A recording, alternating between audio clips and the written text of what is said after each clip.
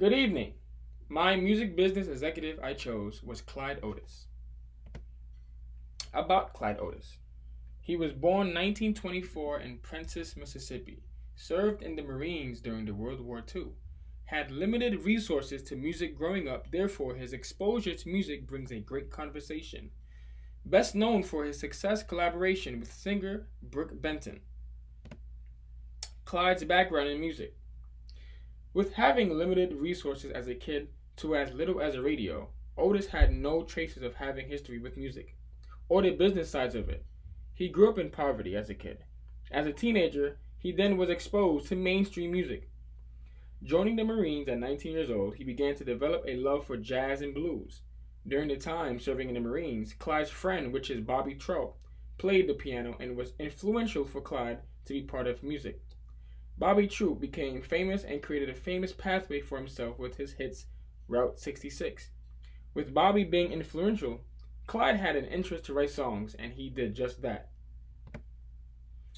Clyde's background in general business was non-existent. It was later in his teenage years and after was when Clyde built a way for himself in music.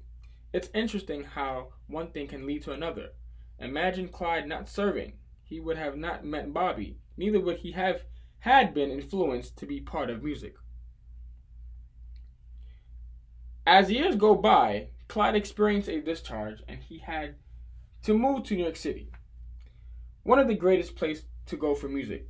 Songwriting for Clyde was a passion, and he was doing so on the side while working as a cab driver. And as a cab driver, you hear a lot.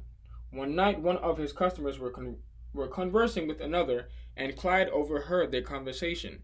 They were talking about a party being thrown by Sidney Kornhauser, and Kornhauser is a music publisher. You can imagine how Clyde's eyes lit up at that particular moment. Clyde asked the customer to give Kornhauser his song, and Clyde caught his break. The song Clyde gave in was That's All There Is to That.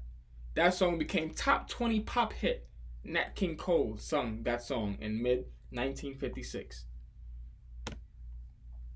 As I said, it is interesting how one thing can lead to another.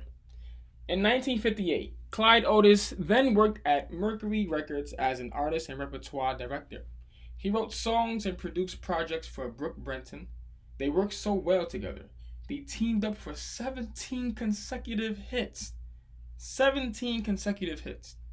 Now, if that's not success, I don't know what is.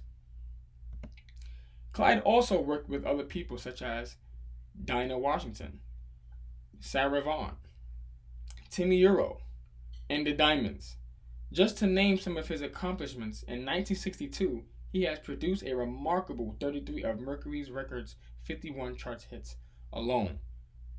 And with the suppression of African American people at that time, it is amazing on the accomplishments that he has overcome and achieved. Clyde then found his own publishing firm, the Clyde Ottis Music Group, where it became an independent production. Clyde Ottis, he is a big deal. And guess what? Relocating to Nashville, which is another big platform for music, Clyde produced sessions for country stars Charlie Rich, Sonny James, Elvis Presley, Aretha Franklin, Johnny Mathis, and Patti Page. They also recorded his songs as well. Thank you for listening to my presentation about Clyde Ottis, and I hope you enjoy.